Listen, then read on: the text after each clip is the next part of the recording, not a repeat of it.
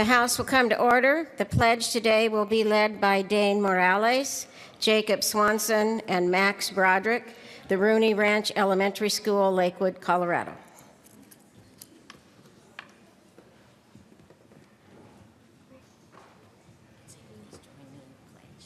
Please join us in the pledge.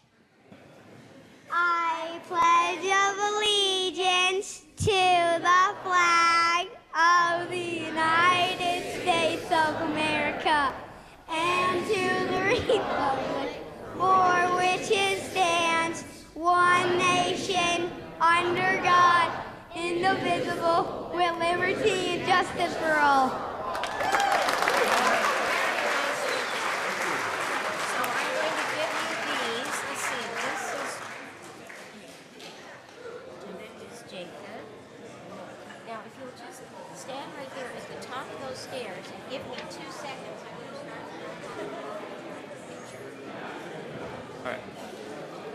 Mr. Kohler, please call the roll. Representatives Arndt, Becker J, Becker K,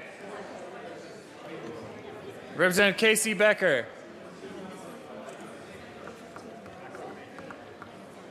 and there she is. Brown, Buck, Buckner excused, Carver, Conti,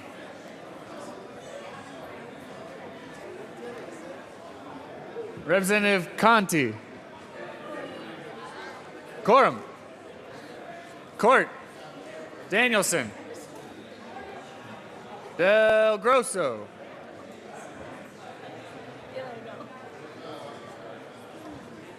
it's here somewhere. Dorr,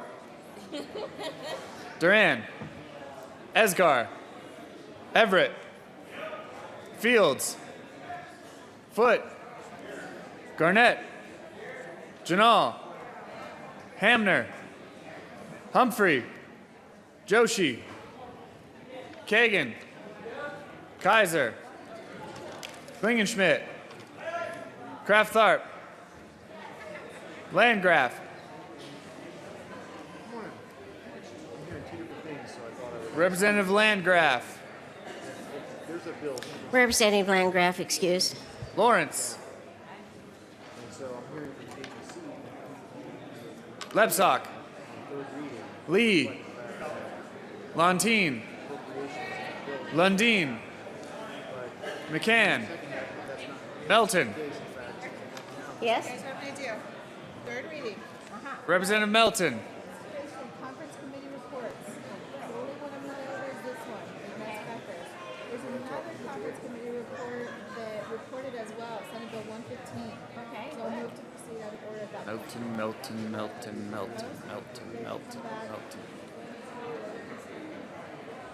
Consideration of Senate amendment to House bills, that's Williams' bill. Melton. Well, there was someone that just came to visit me, but I forget his name now. Melton. He said we're going to attack him. He said we're going to Melton. That's majority leader. Representative Melton, excused. Mitch Bush, Moreno, Navarro, Neville, Representative Landgraf is present, Nordberg, Pabon, Representative Pabon, Pedersen, Primavera, Priola, Rankin, Ransom, Rosenthal, Rupe, Dryden, Sane, Salazar, Sias, Singer, Tate, Thurlow, Tyler, Van Winkle, Vigil, Willett, Williams, Wilson, Windholes, Winter, Young. Madam Speaker.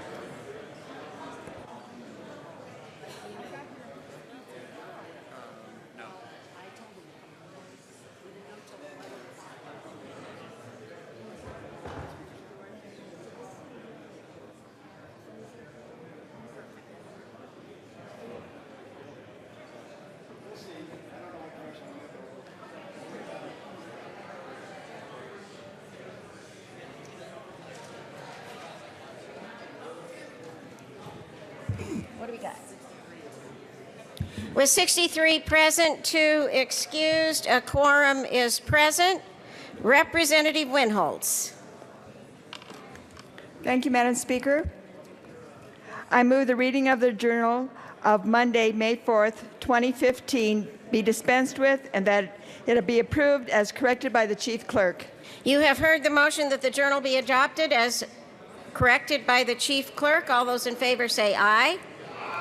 Opposed, no. Motion passes, actually.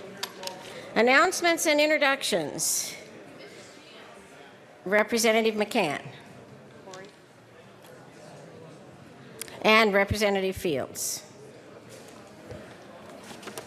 Thank you, Madam Speaker. Members, we have a tribute to present this morning. Would you please excuse me for 1 minute, Representative McCann? Members, please place your attention at the well for a tribute. Thank you, members. We are here today to honor Daddy Bruce Randolph, who many of you may have heard was a great member of our community. And I would ask Mr. Kohler to read the tribute, please. State of Colorado, the House of Representatives convened in the 70th General Assembly hereby extends sincere commendations to Daddy Bruce Randolph. The Denver Feed a Family program, a Thanksgiving giveaway program that feeds more than 10,000 people each year, is celebrating 50 years of outstanding work. The program continues today in honorable memory of Daddy Bruce Randolph. After opening a restaurant in 1963, Daddy Bruce began donating his own money and time to provide Thanksgiving dinner to his underserved community. His generosity extended beyond Thanksgiving as well. One year, Daddy Bruce donated 25,000 eggs for a community Easter egg hunt. The members of the Colorado House of Representatives are proud to recognize and honor the spirit of giving that Daddy Bruce inspired and acknowledge that his legacy lives on today through Denver Feed a Family. On request of Representatives Beth McCann and Rhonda Fields, given this 5th day of May, 2015, State Capitol, Denver. Representative McCann. Thank you, Madam Speaker. And members, I just want to let you know about the icon in our Denver community that Daddy Bruce Randolph was. He has passed away, but we continue to honor him every Thanksgiving in memory of his generosity and spirit.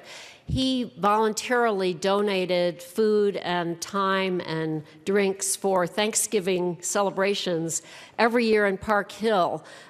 He had a restaurant and then began this tradition of the Thanksgiving feeding and became really the face of Park Hill and the spirit of Park Hill in terms of community and giving. And we're very honored to be able to honor him down here today at the state capitol here in the House of Representatives. And I'm going to turn it over to Representative Fields, and then I have a couple people to introduce. Representative Fields. Thank you, Madam Speaker. And what's so special about Daddy Bruce is that he did this out of his own heart, his own spirit for giving. When you think about what he has done, he started this restaurant at the age of 63 years old. And then he just kept giving. He didn't just stop there. He made sure that he fed the homeless on Thanksgiving Day and Christmas Day and on Easter. He did whatever he could do to address those that are hungry.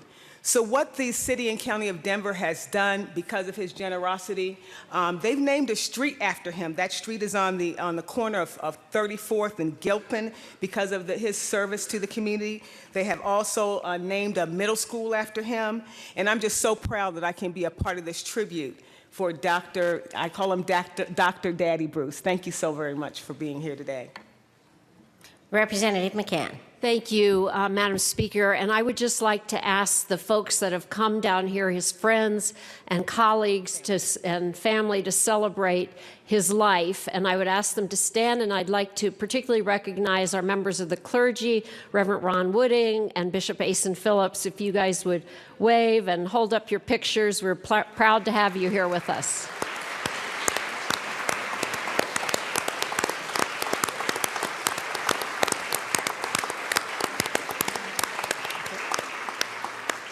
Thank you all very much. Thank you. Further announcements and introductions. Representative Lundin. Thank you, Madam Speaker. Ladies and gentlemen, fellow colleagues, I would like to introduce you to one of the 4 groups of students from the Monument Charter Academy that will be cycling through the gallery today. They are here under the guidance of Carol Thomas and Lou Busey. Monument Academy holds a special place in my heart. They happen to have a library, and the name of the library at the Monument Charter Academy is the Jane Lundeen Honorary Library. That's my mother. She was the principal at Monument Charter Academy for a period of time. So I would like you to welcome them. You know, we've been talking a lot about education, and by any standard, these are brilliant students. And if you use any assessment, you're going to come to that same conclusion. And it does not matter which curriculum you use to arrive at that conclusion. So please welcome the students from Monument Charter Academy.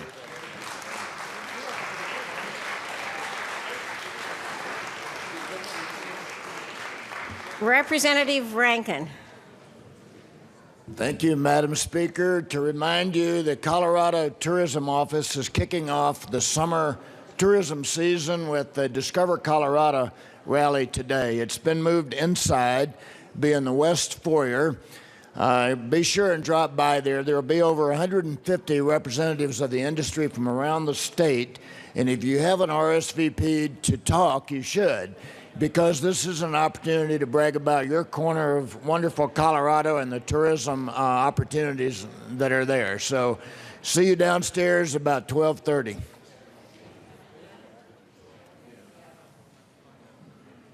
Representative Tyler. Thank you, Madam Speaker. And I find it unfortunate that the outdoors is moving indoors because, you know, in Colorado, we're used to dressing for that. We have all our wonderful clothes for Gore-Tex and dressing in layers and everything.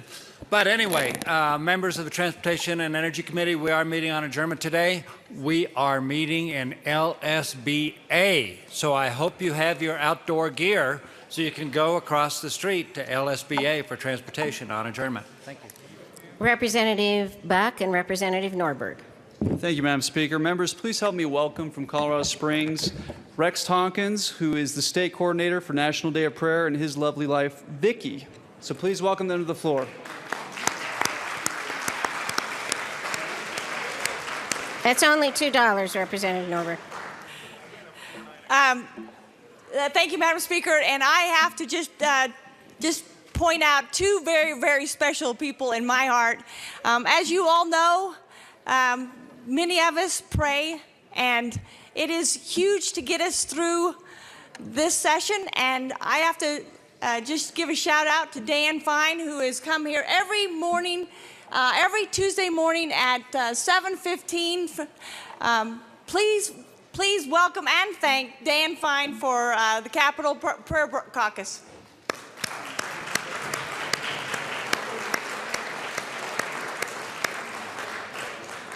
And I also need to give a shout out to someone that has done all that she can do and then some for the National Day of Prayer, the State Day of Prayer, Beth Folsom. It's only $2, Representative Buck. Representative Wilson. Thank you, Madam Speaker. Colleagues, if I could have your attention to 2 announcements of major importance. We're getting down to the last day for you to turn in your reservations for the Sportsman's Caucus get-together in Salida, Colorado, so be sure you turn those in. And today is Hummers. At approximately 1:30, we will have Hummers here in this chamber. And I know that Representative Pabon has been harassed by thousands of his listeners over the microphone as to when that was going to happen. It will be at 1:30, and we have put in hours and hours and hours of rehearsal that began approximately 8:30 this morning. So with that in mind, you don't want to miss it. Be here or be square, and you might, on the left-hand side of the aisle, be here just to protect yourself. Thank you. Representative Kagan. Members of the House Judiciary Committee, just a reminder, we will be having an upon adjournment committee meeting expected to be short this afternoon or late this morning. Representative Lee. Thank you, Madam Speaker. As some of you may know, this is Teacher Appreciation Day, and I would just like to acknowledge the teachers. I think it's particularly appropriate in view of the activities we engaged in last night for many hours that we recognize teachers. And so let me just read a few lines about Teacher Appreciation Day.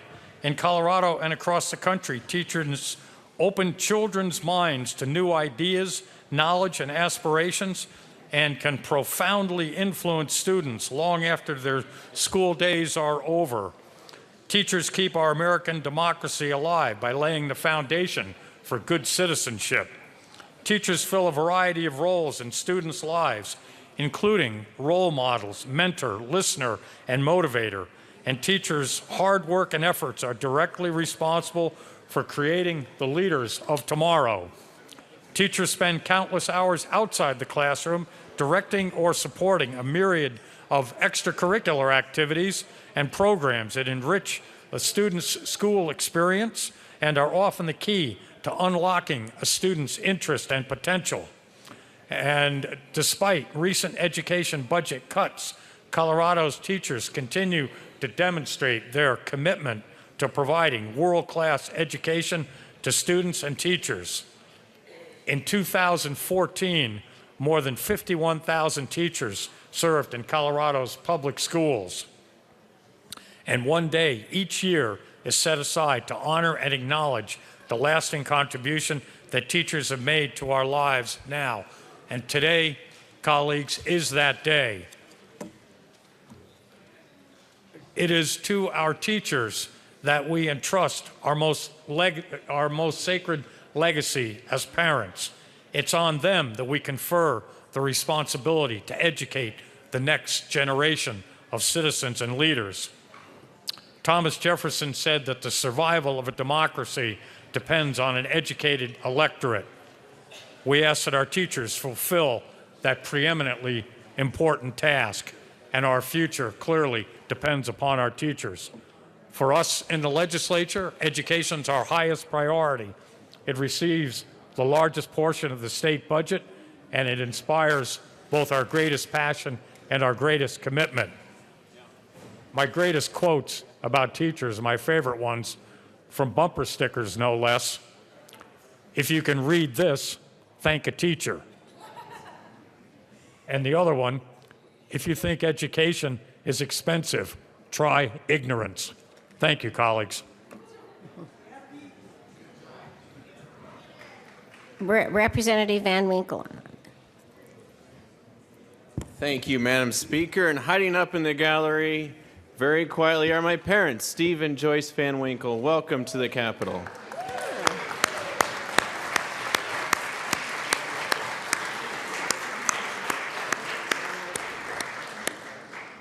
Representative Conti. Thank you, Madam Speaker. Members, we have some very special guests with us today to whom I would like to present a short tribute.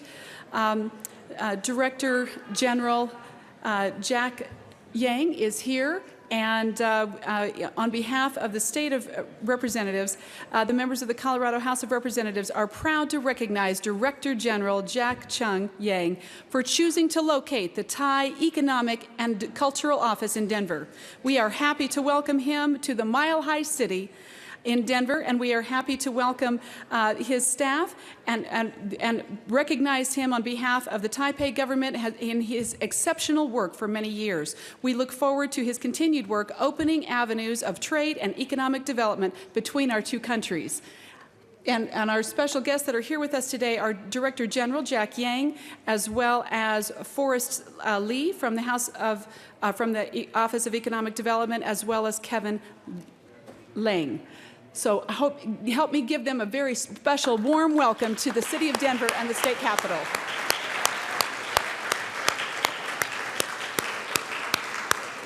Welcome to the Colorado House.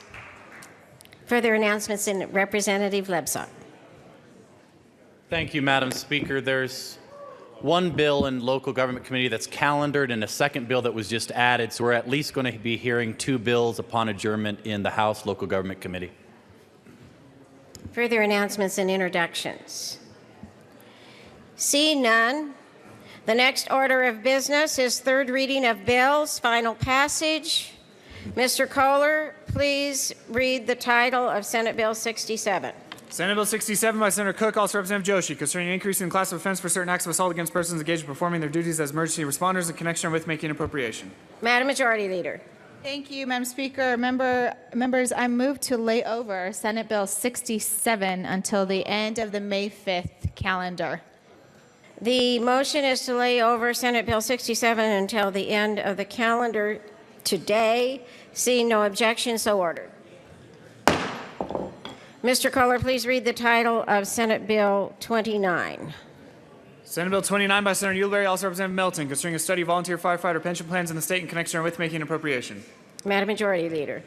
Thank you, Madam Speaker. I move for the passage of Senate Bill 29 on third reading and final passage. The question is the passage of Senate Bill 29 on third reading and final passage. Seeing no discussion, Mr. Kohler, please open the machine and members proceed to vote.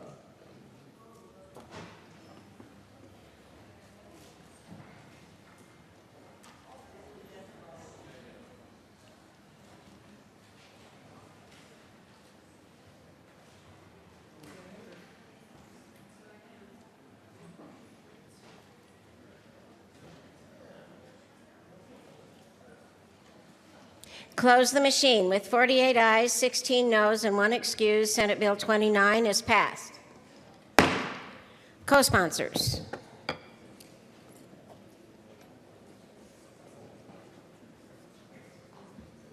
Close the machine. Mr. Kohler, please read the title of Senate Bill 90.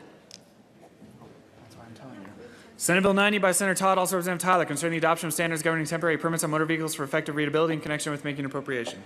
Madam Majority Leader. Thank you, Madam Speaker. I move for the passage of Senate Bill 90 on third reading and final passage. The question is the passage of Senate Bill 90 on third reading and final passage. Representative Tyler. Thank you, Madam Speaker. Members, I move a request to offer a third reading amendment. The motion is for permission for a third reading amendment. Please explain, Representative Tyler. Thank you, Madam Speaker. On this 119th day of the first session of the Senate General Assembly, I realize that I made a mistake yesterday.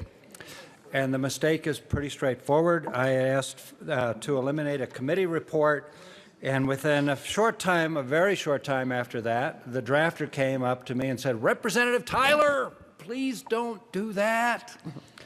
But I'd already done it. So I'm asking for a third reading amendment, which will harmonize. This is what the amendment does. That's what the amendment did. It harmonized two different amendments that were made in the Senate that were conflicting with each other, trying to say the same thing. Thank you, Senate, for making that a possibility. And then also there are a couple grammatical errors in there, and I would blame, I don't know who. You know, the drafter says it was his fault. I would never blame a drafter. And then finally, the reviser asked to put these statutes in writing. So lots of different stuff. We need to pass this. I greatly appreciate your assistance on granting me permission. The motion is to grant permission for a third reading amendment on Senate Bill 90. Seeing no discussion, Mr. Kohler, please open the machine and members proceed to vote.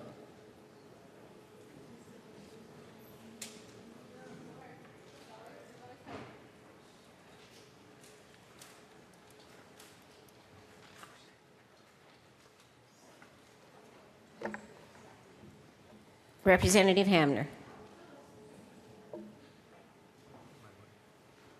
Close the machine. With 64 ayes, no noes, and 1 excused, permission is granted for a third reading amendment on Senate Bill 90. Representative Tyler. Thank you, Madam Speaker. I move L006 to Senate Bill 90 and ask that you vote. The motion is for adoption of L006 on Senate Bill 90. The motion is properly displayed. Seeing no discussion, Mr. Kohler, please open the machine and members proceed to vote.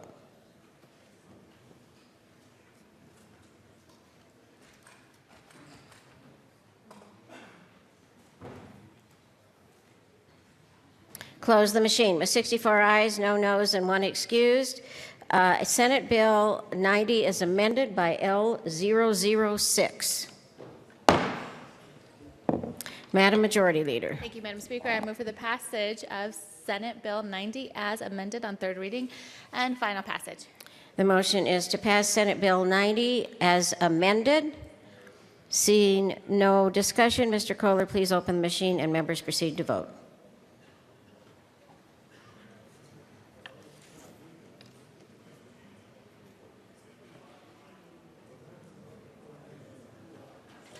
Close the machine. With 64 ayes, no noes, and 1 excused, Senate Bill 90 is passed as amended. Co-sponsors.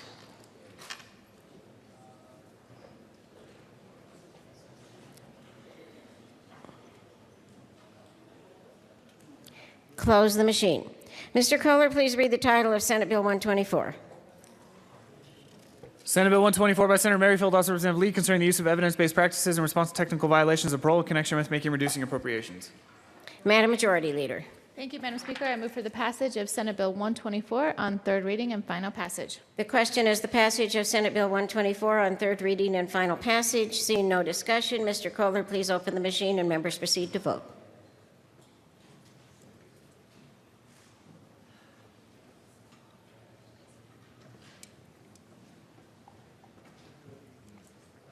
Close the machine. With 64 ayes, no noes, and 1 excused, Senate Bill 124 is passed. Co-sponsors.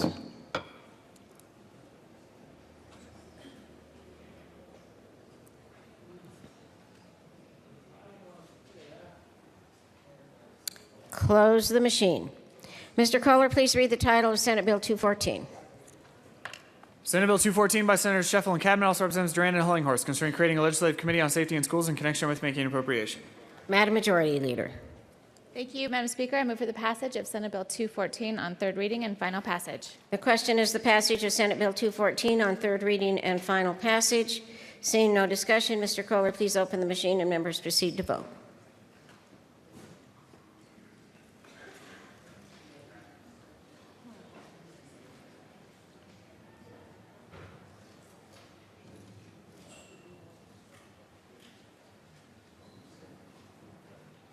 Close the machine. With 51 ayes, 13 noes, and 1 excused, Senate Bill 214 is passed.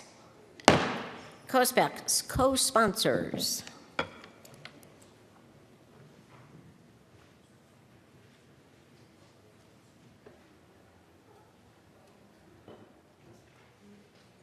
Close the machine.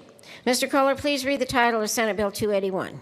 Senate Bill 281 by Senator Hill, also Representative Kraft-Tharp, concerning parent engagement in institute charter schools. Madam Majority Leader. Thank you, Madam Speaker. I move for the passage of Senate Bill 281 on third reading and final passage. The question is the passage of Senate Bill 281 on third reading and final passage. Seeing no discussion, Mr. Kohler, please open the machine and members proceed to vote.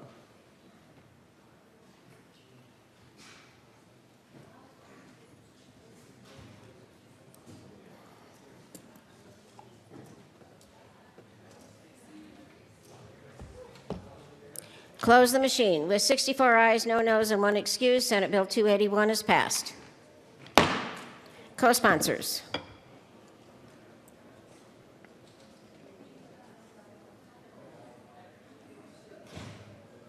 Close the machine. Mr. Kohler, please read the title of Senate Bill 260. Senate Bill 260 by Senator Aguilar, also Representative Janal, concerning medical marijuana product testing in connection with making an appropriation. Madam Majority Leader. Thank you, Madam Speaker. I move for the passage of Senate Bill 260 on third reading and final passage. The question is the passage of Senate Bill 260 on third reading and final passage. Representative Janal. Thank you, Madam Speaker. I request permission to offer a third reading amendment. Sorry. Did you move that, Representative Janal? I move. I move for permission. You move for permission to grant a third reading amendment. I move for permission to grant a third reading. So it's a proper motion. The question is to grant permission for a third reading on amendment on Senate Bill 260. Seeing no, would you like to explain, Representative Janal? Thank you, Madam Speaker. I would like to present L004. What it does is it was determined that an appropriation clause was not needed, So this amendment basically strips the appropriation clause. I ask for an aye vote. The motion is to grant permission for a third reading amendment on Senate Bill 260. Seeing no more discussion, Mr. Kohler, please open the machine and members proceed to vote.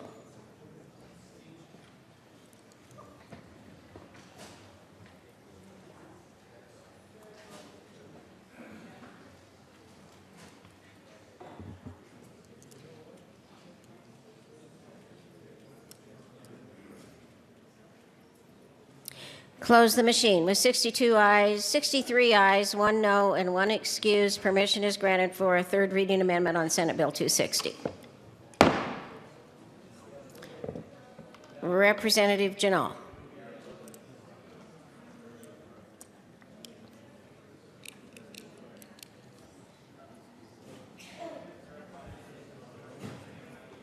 Thank you, Madam Speaker. I move Amendment L004 and ask for its adoption. The motion is for the adoption of L004 to Senate Bill 260. Seeing no further discussion, Mr. Kohler, please open the machine and members proceed to vote.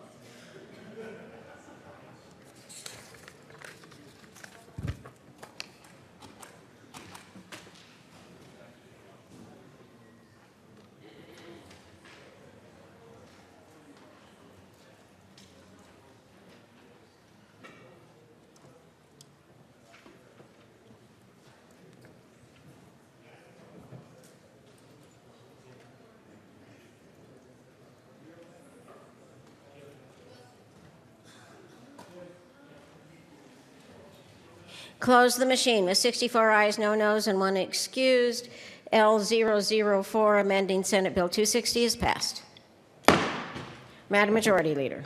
Thank you, Madam Speaker. I move for the passage of Senate Bill 260 as amended on third reading and final passage.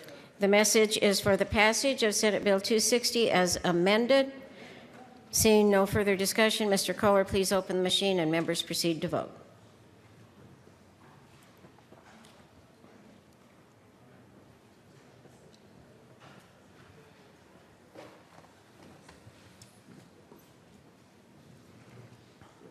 Close the machine. With 60 ayes, 4 noes, and 1 excused, Senate Bill 260 is passed as amended.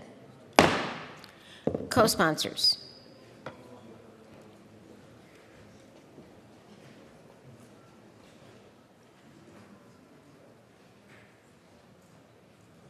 Close the machine. Madam Majority Leader. Thank you, Madam Speaker. I move to lay over Senate Bill 257 until the end of the May 5th calendar. The motion is to lay over Senate Bill 257 to the end of the May 5th calendar. Seeing no objection, so ordered. Madam Majority Leader.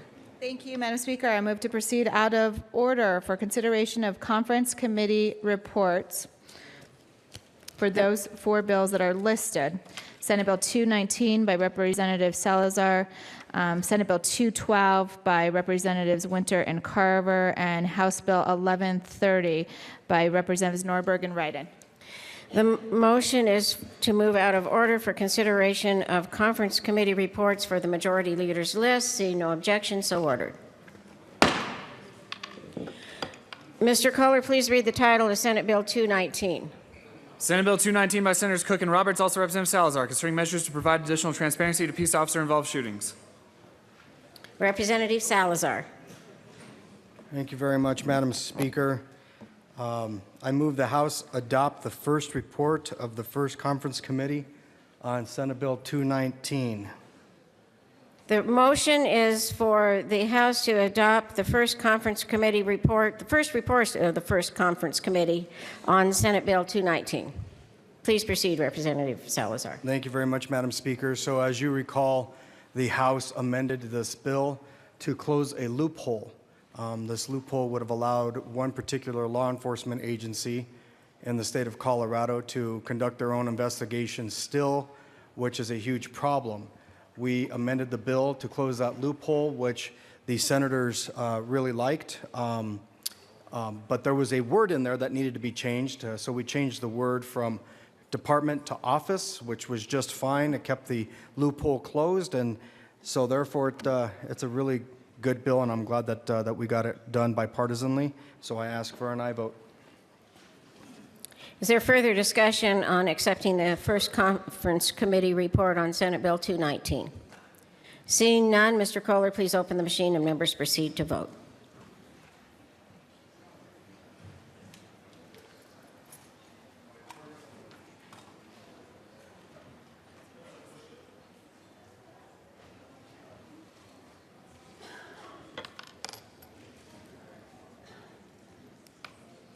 Close the machine. With 64 ayes, no noes, and 1 excused, the first report of the first conference committee on Senate Bill 219 is adopted. Madam Majority Leader. Thank you, Madam Speaker. I move for the repassage of Senate Bill 219 as amended. The motion is for passage of Senate Bill 219 as amended. Seeing no discussion, Mr. Kohler, please open the machine and members proceed to vote.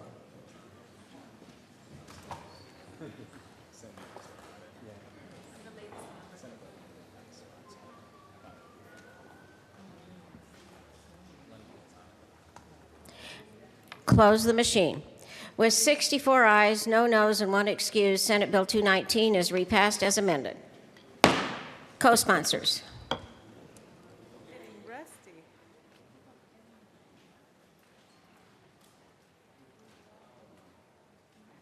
Close the machine. Madam Majority Leader. Thank you, Madam Speaker. I move to lay over Senate Bill 119 until the end of the May 5th calendar. The motion is to lay over Senate Bill 119 to the end of the May 5th calendar. Seeing no objection, so ordered. Mr. Kohler, please read the title of Senate Bill 212. Senate Bill 212 by Senator Sonnenberg, also Representatives Winter and Carver, concerning a determination that water retention facilities designed to mitigate the adverse effects of stormwater runoff do not materially injure water rights. Representative Winter. Thank you, Madam Speaker. I move that the House adopt the first report of the first conference committee on Senate Bill 212. The motion is to adopt the first report of the first conference committee on Senate Bill 212. Please proceed, Representative Winter. Thank you, Madam Speaker. This is a cleanup amendment. And instead of saying that these facilities are designed to continuously release and infiltrate, to just take out the word designed and say that they will continuously release and infiltrate, and we urge an aye vote. Seeing no further discussion, the question is the adoption of the first report of the first conference committee of Senate Bill 212. Mr. Kohler, please open the machine and members proceed to vote.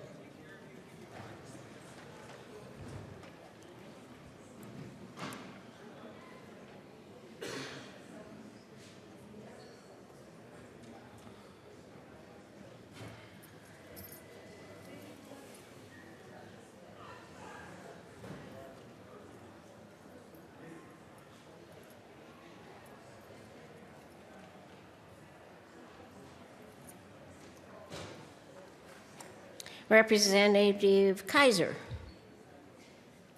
Close the machine. With 57 ayes, 7 noes, and 1 excused, Senate Bill 212 is passed. The first report of the first conference committee of Senate Bill 212 is passed.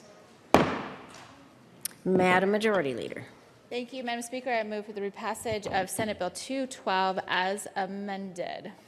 The motion is for repassage of Senate Bill 212 as amended. See no further discussion. Mr. Kohler, please open the machine and members proceed to vote.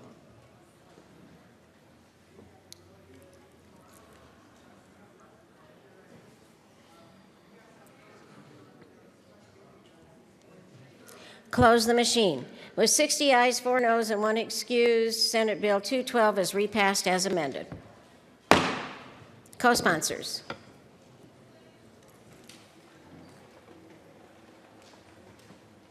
Close the machine. Mr. Kohler, please read the title of House Bill 1130. House Bill 1130 by Representatives Nordberg and Ryden, also Senators Garcia and Hill, concerning voting by military and overseas voters in municipal elections in connection with extending certain deadlines that govern the conduct of municipal elections to ensure that such voters have the same ability to vote in such elections as they do in federal, state, and county elections. Very good, Mr. Kohler. Representative Norberg. Thank you, Madam Speaker. I move the House accept the second conference committee report for the first conference committee for House Bill 1130. The motion is for adoption of the second conference committee report of the first conference committee for House Bill 1130. Proper motion. Please proceed, Representative Norberg. Thank you, Madam Speaker. Members, under current law, there's no accommodation for military voters serving overseas for municipal elections. This bill rectifies that by allowing mail ballots to be, or by requiring mail ballots to be sent out 45 days in advance of an election. In conference committee, what we did was eliminate a provision that would have allowed e-transmission of ballots if mail was not available or if mail was not feasible. Although that's current practice for our coordinated elections, we felt it was a process that needs more evaluation, so that was completely removed from the bill. And with that, I would ask for an aye vote on House Bill 1130. Representative Ryden. Thank you, Madam Speaker, and everything Representative Nordberg said. Is there further discussion on the Conference Committee report on House Bill 1130? Seeing none, the question is adoption of the second report of the first Conference Committee on House Bill 1130. Mr. Kohler, please open the machine and members proceed to vote.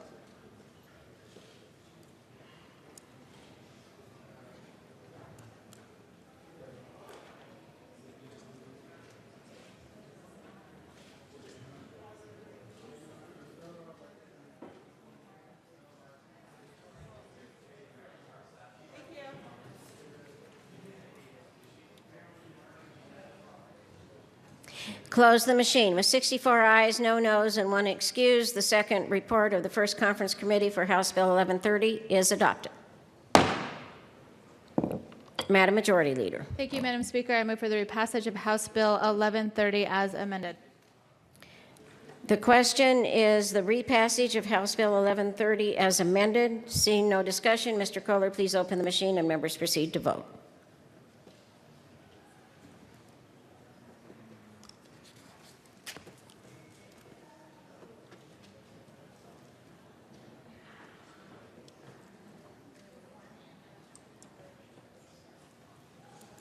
Close the machine. With 64 ayes, no noes, and 1 excused, House Bill 1130 is oh, wait a minute. Is that where I am? 11 is repassed as amended. Co-sponsors.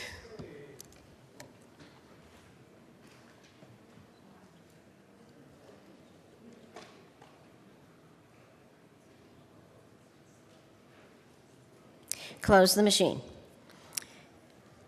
Madam Majority Leader. Thank you, Madam Speaker. I move to proceed out of order for consideration of Senate amendments to House Bill, specifically House Bill 1343. The motion is to proceed out of order for consideration of Senate amendments to House bills. Seeing no discussion, so ordered.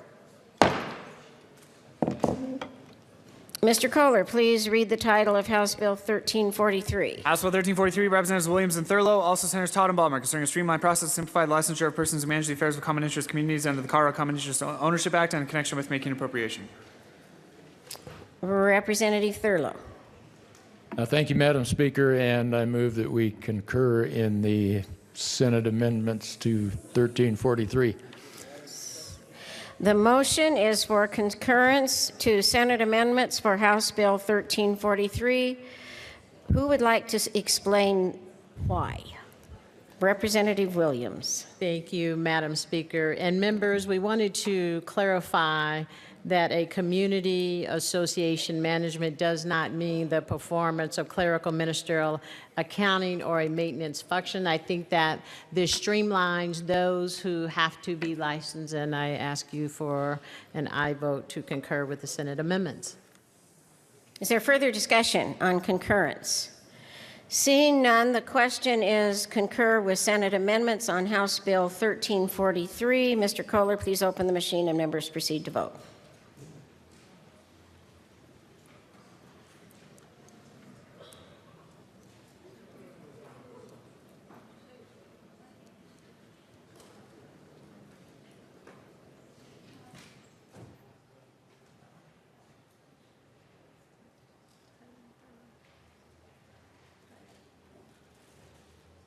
Close the machine. With 64 ayes, no noes, and 1 excused, the motion to concur with Senate amendments to House Bill 1343 is passed.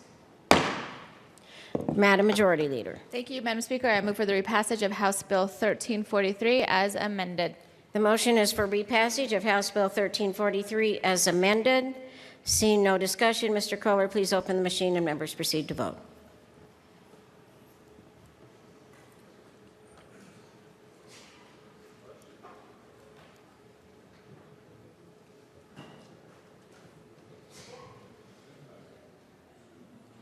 Close the machine. With 64 ayes, no noes, and 1 excused, House Bill 1343 is repassed as amended.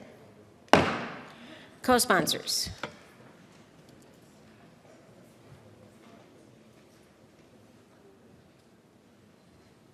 Close the machine. Madam Majority Leader. Thank you, Madam Speaker. I move to proceed out of order for the immediate consideration of SJM 001 by Representative Rankin. The motion is to proceed out of order for consideration of SJM 001. Mr. Kohler, please read the title of SJM 001. Senate Joint Memorial 1 by Senator Stedman, also Representative Rankin, memorializing Congress to reimburse Colorado for the cost of federal mandates associated with the Fort Lewis College Native American Tuition Waiver Program. Representative Rankin. Thank you, Madam Speaker. This memorial is addressed to our federal legislators, and it essentially asks them to support 2 bills, one by Congressman Tipton, one by Senator Gardner, which are relate to the Fort Lewis College out-of-state tuition. Last year our appropriation was. Move the resolution. Representative Rankin. Madam Speaker, I move Senate Joint Resolution 001. It's a proper motion. Memorial, Please proceed. I'm sorry. I should have said memorial, Madam Speaker. Back to my explanation. Last year we appropriated a bit over $16 million to Fort Lewis, general fund money to Fort Lewis College. Please be seated, members. Last year we appropriated slightly over $16 million to Fort Lewis College and general fund monies. 95% of this was for out-of-state tuition. The 2 bills in the federal legislature would relieve us of the first $15 million of those out-of-state tuition monies to support Native American students. Fort Lewis is extremely popular, and the reputation is growing nationwide, so we're actually growing our population of out-of-state students by about 10% a year. So we expect this to continue. It's a drain on our general fund, goes back to a 1910 treaty. So we're essentially memorializing a request to the federal legislature. I ask for an aye vote. So further discussion, Representative Hamner. Thank you, Madam Speaker, and I rise in support of this memorial. And some of you are asking why this is a memorial, not a resolution. And apparently, according to our fabulous chief clerk, this is in the rules of how we operate. And when we send a memorial to Congress, it's really a call for action. It's not just trying to get their attention. It's a stronger call for action to Congress. You think it'll work? I hope so, because this is really an important program for Colorado, and we need the Congress to take action. So I ask for your support. Thank you. Representative Brown. Thank you, Madam Speaker. This is a very, very important memorial, and would ask that you support it.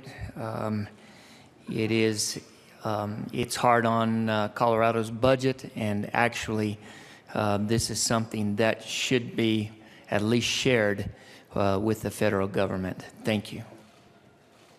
Further discussion.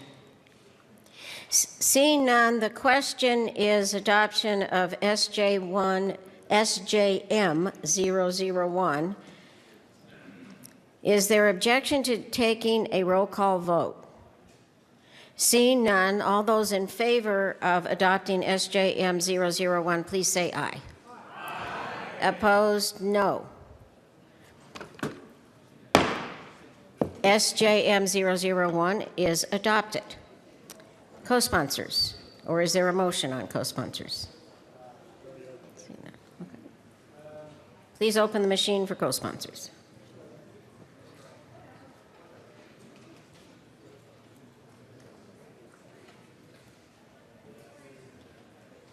Marilyn? Marilyn, do that right now? Close the machine.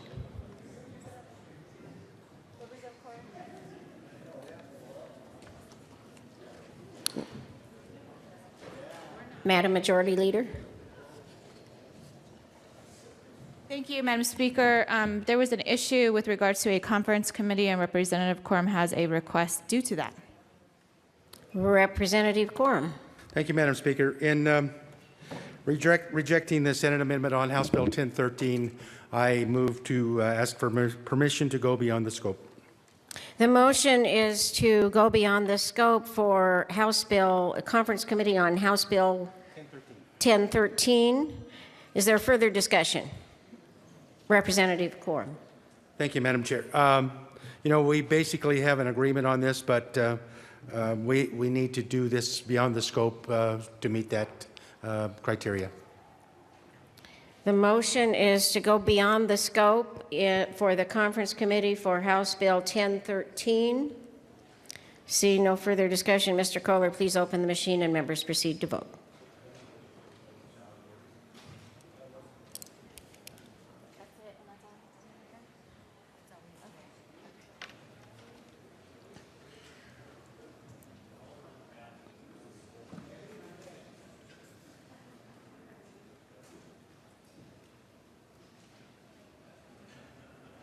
Representative Pedersen.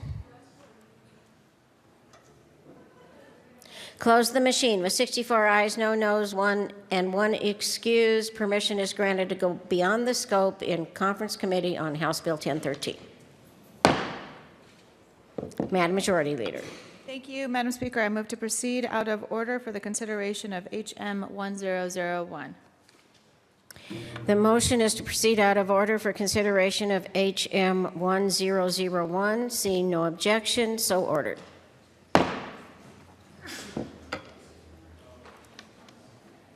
Mr. Kohler, please read the title of HM 1001. House Memorial 1001 by Representatives Pabon and Duran, memorializing former Representative Frana Mace.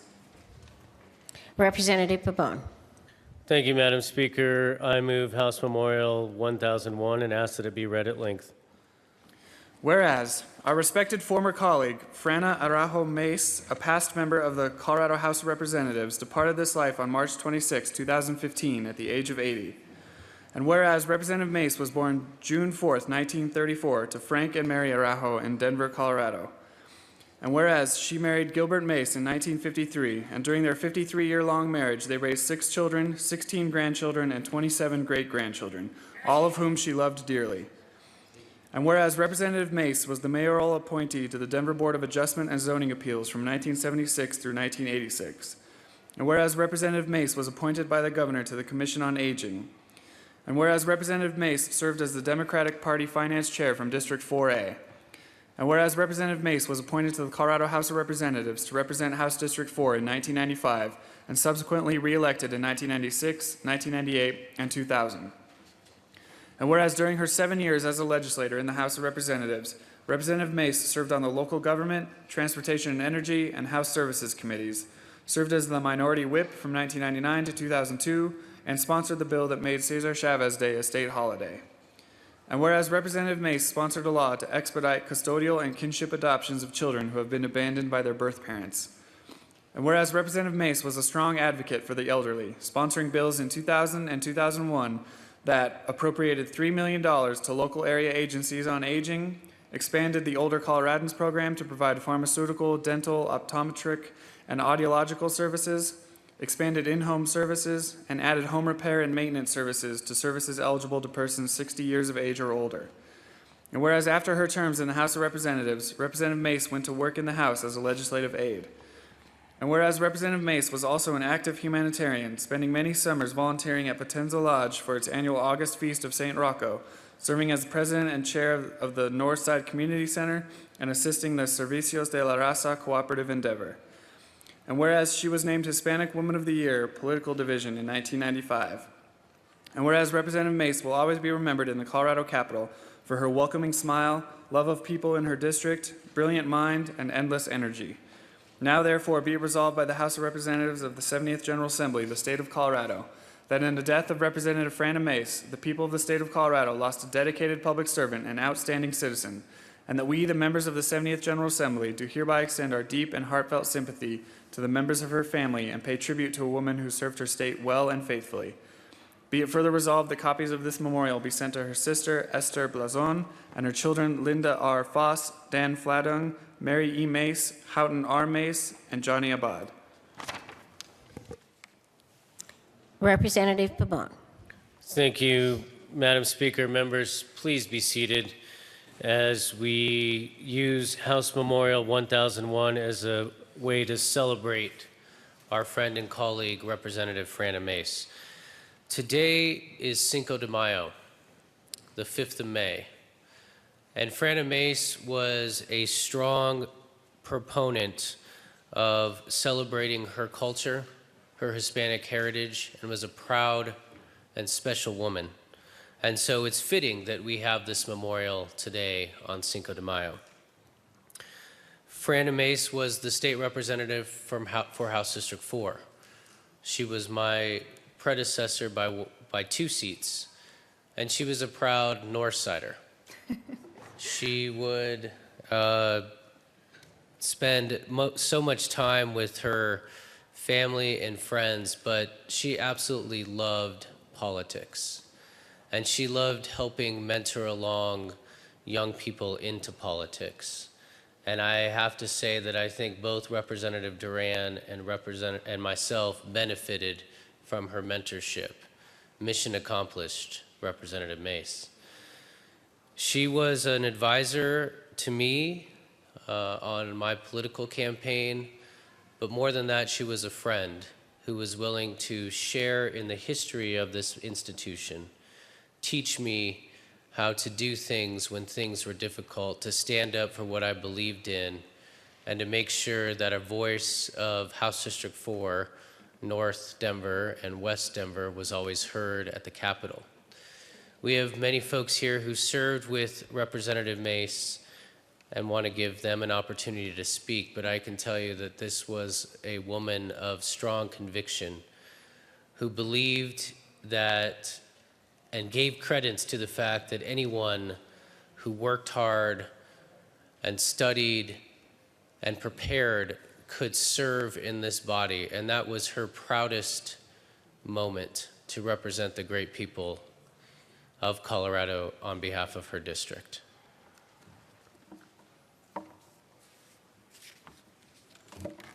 Madam Majority Leader.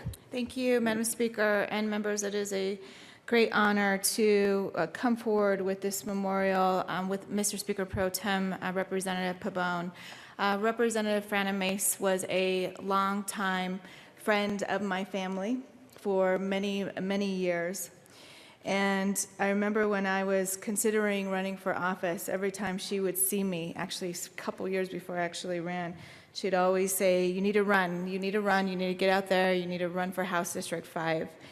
And she was a proud Northsider. When we think about the culture of North Denver and the treasure that it is to the city, Frana Mace had a spirit within her that was so beautiful to the culture of North Denver.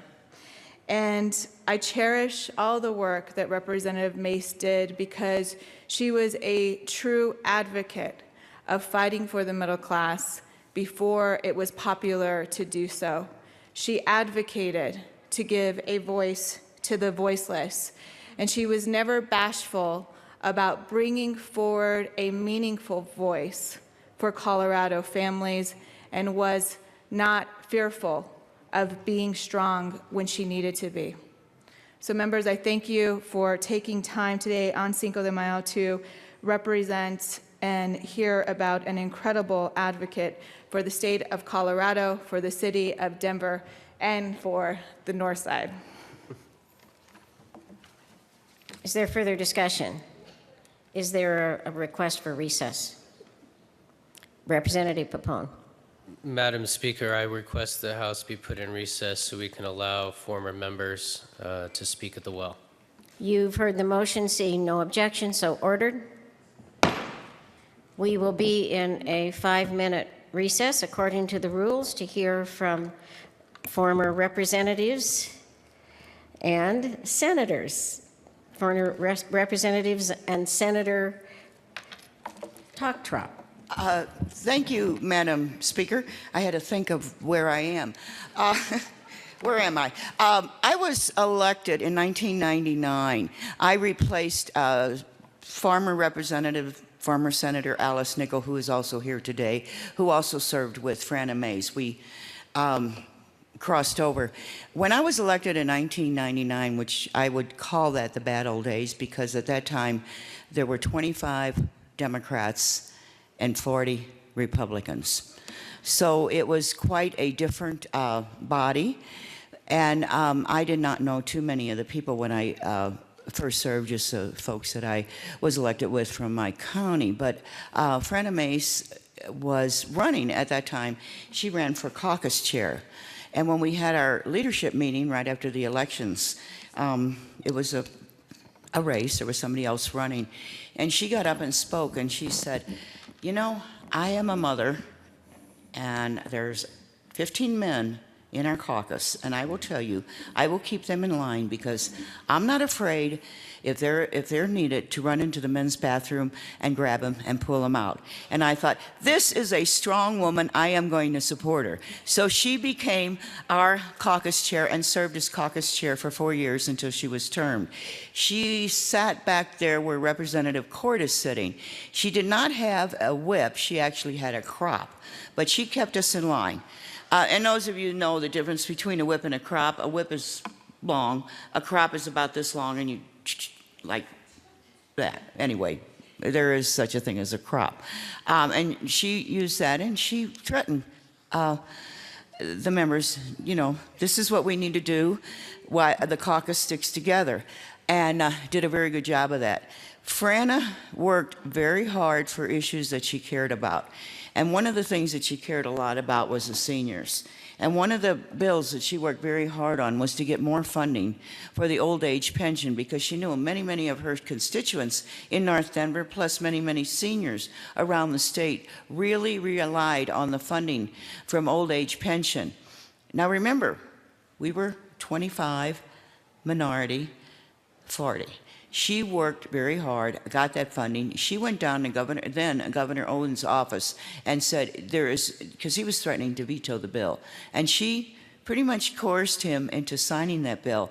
And many of the seniors in the state of Colorado can thank her for her hard work to make sure that funding was available for the seniors at that time. Franna was great. Her smile was infectious. She was a good friend. At that time, when she served, we didn't have Amendment 41, which has done a lot to really make the whole body different.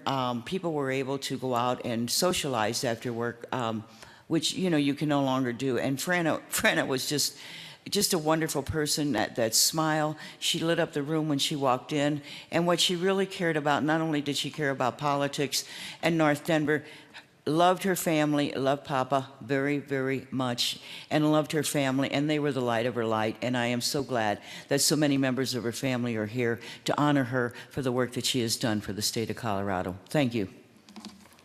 Representative Coleman.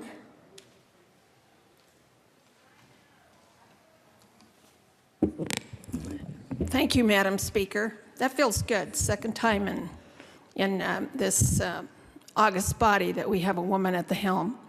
I'm here to remember Franna in some funny ways. She and I were like dear friends. We were very close. And actually our last visit, I went to visit her with my husband. And I think secretly they admired each other quite a bit. But anyway, after Gil, her husband, who had been very ill, he would go over and do a bunch of honeydews for Gil and Franna while Gil was still ill, and then even after Gil died. And, you know, she'd call me up and she'd say, is Ben there? Yes. Could you tell him that this isn't working, or the next call, that isn't working? And so we became really close friends, and we really respected each other.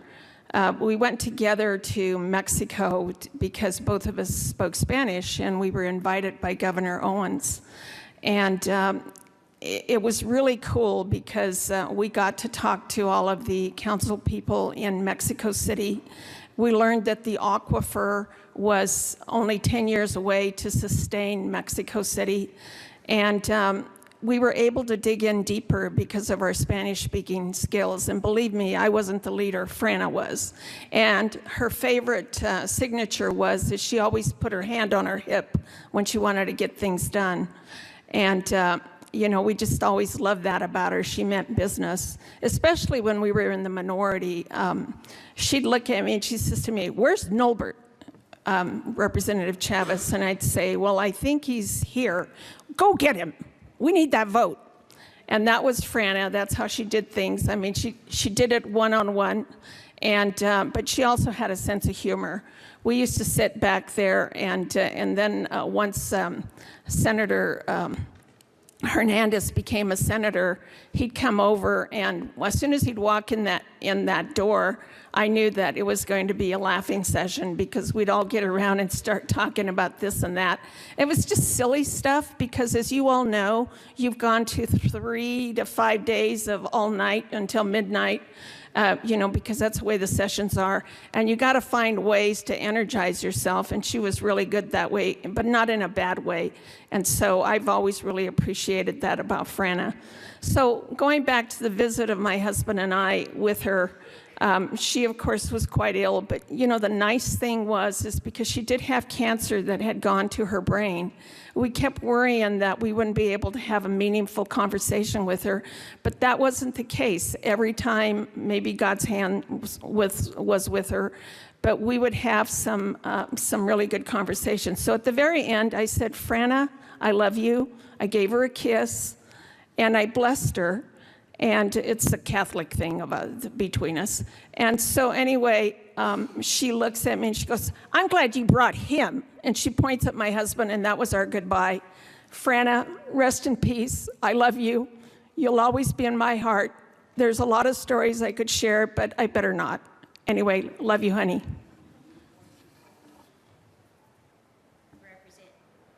Representative and Senator Hernandez.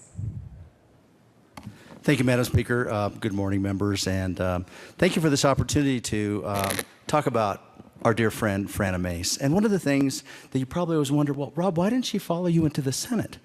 Well, because at that point in time, and I didn't know this, is that people were saying, well, Frana, you need to follow Rob in the Senate. And I had to ask her, I said, well, she was the logical choice, because usually it's, you know, that's the succession plan that you do within your district. So I sat down and said, Frana, you have to tell me why you're not going to the Senate. She said, Rob, I can't. So finally I went over to her house and I said, Frana, you just have to tell me why. I need a reason. She said, okay, Rob, I'll tell you. She said they found some x-rays, and when they did x-rays on Gil's, they found spots on his lungs. She says, I just can't do it. Then I knew that her vows to her marriage to Gil meant everything to her. So what she did is that she gave up an opportunity to serve in the Senate, to stay home with her husband to care for him. And even had Gil insisted on it, she still wouldn't have done it. She said, Rob, I can't do it. Now, I was sworn to secrecy at the time, but now, as Fran always used to say, there's no secrets under this dome, as we all know. So that's the reason why, because she chose to stay home and care for her spouse, which is a very laudable thing. She took her marriage vows very, very seriously. And Frana was a dear friend of not only my family, because she'd been friends of my parents for something like, my gosh, since the early 70s, when my parents were captains within North Denver, and she served in her political realm within that area. And one of the things that I think is important to understand is that with Frana is because she was always about the common good. And I remember every Wednesday, herself, me, then Councilman Gallagher, every Wednesday we would have a community office, and we would just open it up, and we were available to our constituency base. You know, whatever the issue was, sometimes we'd have 3 people show up on a Wednesday, sometimes we'd have 300. We just never knew whatever the issue was, whether it was the traffic dealing with Cinco de Mayo, or if it was a particular bill that was of interest to the neighborhood. Whatever it was, we tried to make ourselves accessible to the community. And Frana really enjoyed doing that. And I have to tell you that her family was ultimately important to her. And as a result of that being so committed to her family, she gave the same commitment to the community. She was always about the common good. Is that what's good for, if it's good for the family, if it's good for her neighborhood, it's good for the people of the state of Colorado as a whole. And she always kept that in mind. And one of the last things that she was looking to do is that one of the last jobs that she was looking to do, she was looking to be a mentor to the developmentally disabled, especially during the day when they have day program services. She was very excited about doing that. And one particular agency was ready to they were ready to hire her. They thought, perfect opportunity, a former legislator, somebody with a big heart, somebody with lots of patience. She was planning on doing that while her grandchildren were in school during the morning from about 10 to 2, and she was looking to do it as part-time. And she was very excited about it, but then she fell ill and was unable to do that. So she was always looking for different ways to serve. And I have to tell you, she was an inspiration to me from the time I'd first met her, which was when I was in high school. And so it's wonderful to be able to talk about her. But one thing in closing, just one real quick story about when she was running for her last term in office. She had a very heated campaign, and those of you that have been through very tough campaigns know that it's a lot of work. You're going door to door, you never drop that phone, you're always knocking on doors, making phone calls, putting up yard signs. We were going door to door, and it was in the middle of summer, and she kept telling me, Rob, I'm 66 years old, I can't do this. I said, but Frana, you have to. I need you in the Senate. I need you in the House. I have to have you in there. And so we're both knocking on doors, and so we're talking as we're going, we're sort of leapfrogging houses. You know how you do that. You leapfrog. And so I looked at her, and all of a sudden I see her go down. Frana, where did you go? Well, she had tripped over a sprinkler that was running. I said, Frana, are you okay? Are you okay? And she said, and it was, you have to remember, it was 110 degrees. It was the summertime. It was hot. And she says, oh, I'm fine. I said, well, Frana, aren't you going to get up? She says, no. She says, this cool water feels so good. I'm not getting up. And so, and so there she was, soaking wet, but cool. And so she got back into the van, and there's Gil waiting for her. And then she said, you go ahead and tell our campaign manager, I'm done for the day, I'm going home. But it was that commitment, and then she was ready and recharged for the very next day. So, but she was a tough campaigner, and seeing her talk to people at the door was just very impressive, and engaging with people one-on-one and finding out what their particular issue was. And it was just amazing just to see her capabilities as a human being. So, Frana, you're going to be very well missed. She sat right in the back there. It was always fun to come over from the Senate and visit with her, because I knew that if I needed some assistance with a Senate bill that was coming over here, I could come to Frana. And the other thing that she was good about, it didn't matter what side of the aisle you sat on. She would be over here, she'd be over there, she'd be talking over here. Even though the Dems were in the minority at the time, that didn't matter to her. Everybody's vote was important, and everybody's district was important. And how did the bill that she was pushing at the time, how did it affect your district? And she wanted to know. She was that type of legislator. So thank you for the opportunity to speak today. And again, thank you for the opportunity to pass this memorial and remember a former colleague. Thank you very much. The House will come back to order. Madam Majority Leader, we still have to vote on the motion here, so we will do that first if you have announcements. Thank you, Madam Speaker. And I know Mr. Speaker Pro Tem has some additional guests that he is going to recognize. But I was just thinking back, and the first time that I stood in this well was because of Frana Mace, and it was long before I was an elected official. It was actually when I was in college. And the reason why it was the first time was because at that time I had won a scholarship through the Colorado State Fair program that they have. I see Representative Escar giving us a little shout out there. But I had won the scholarship program, and I was so thankful. I was so thankful because Representative Frana Mace and Senator Hernandez were so proud that they had me come down, had the rules waived, and talk about the importance of Hispanic culture in Colorado at the time. And so I just want to tell the family of Frana, thank you so much for giving me the opportunity to be in the well the first time and paving the way for me to still be here today. Representative Pabon. Thank you, Madam Speaker. And as I heard these stories, it did certainly also bring back a memory not just of Frana, but of the lore of House District 4 in North Denver. There's always something you can count on in North Denver, and that's disagreement. And by that I mean we are so what's the word, competitive, and want to get our ideas and values out there that we're willing to take on the incumbent in a primary at any point in time. And Senator Hernandez was talking about that happening to Representative Mace, and she fought hard to withstand that primary. And it's also interesting today, Cinco de Mayo, Election Day in Denver. There's a primary going on right now in House District 4 in the City Council 1 race. So some things never change. We do have some special guests here.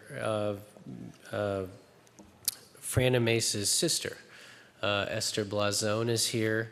We have Mary Mace, Frana's daughter, Linda Foss, Frana's daughter, Johnny Abad, Frana's son, Ted Abad, her son-in-law, Kelly Grady, her granddaughter, Stephanie Garcia, her granddaughter.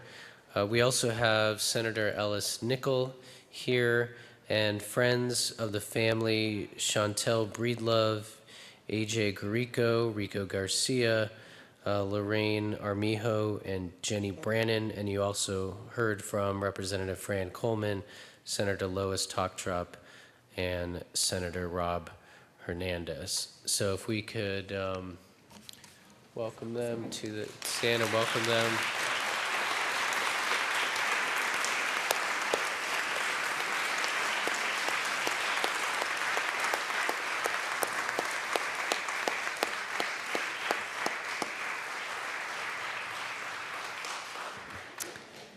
Thank you all for being here. And is there further discussion on HM 1001?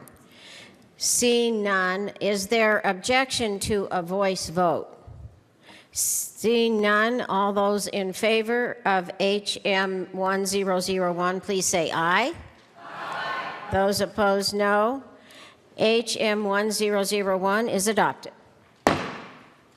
Is there a motion on co-sponsors? Representative, Mr. Speaker Pro Tem Pabon. Thank you, Madam Speaker, and I move that the current roll call be added as co-sponsors to HM 1001. The motion is that the current roll call be added as co-sponsors to HM 1001. Seeing no objections, so ordered. Okay, we're at announcements and introductions.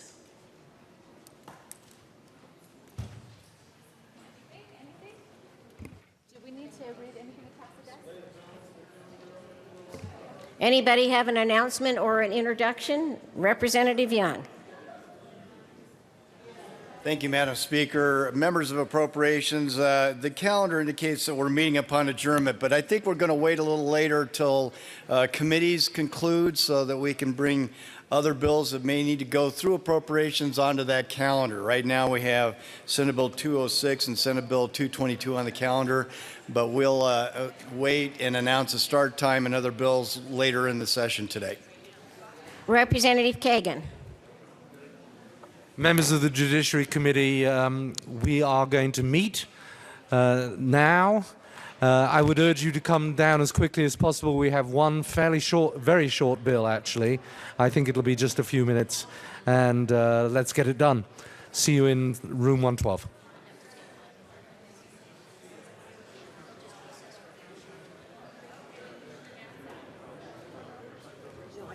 I think this afternoon. When are you going to meet?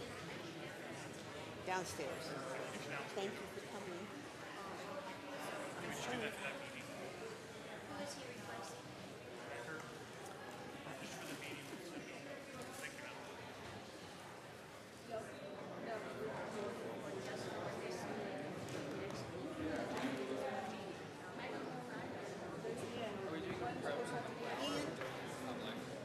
Further announcements and introductions. The Speaker has one announcement. Minority Leader Del Grosso will replace Representative Jay Becker on the Appropriations Committee just for this next meeting only. Further announcements and introductions. Representative Court. Thank you, Madam Speaker. Okay, so the Finance Committee has to meet for one bill, and that's when, cyclically, when the other committees end.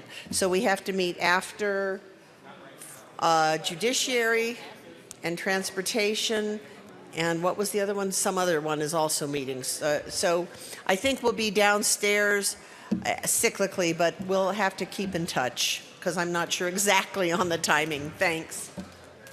Further announcements and introductions. Very short recess. Madam Majority Leader. Thank you, Madam Speaker. And members, the goal today is to see Hummers at 1:30. So the committees are going to have to do their work as quickly as possible, but the target time is 1:30. We know the committees can last long, but that is the goal for right now. With that, I'm going to go ahead and move to recess in just a couple minutes. We have a couple things to do across the desks. I move the House stand in recess until 11:28 a.m. The motion is to stand in recess until 11:28 a.m. Seeing no objection, so ordered.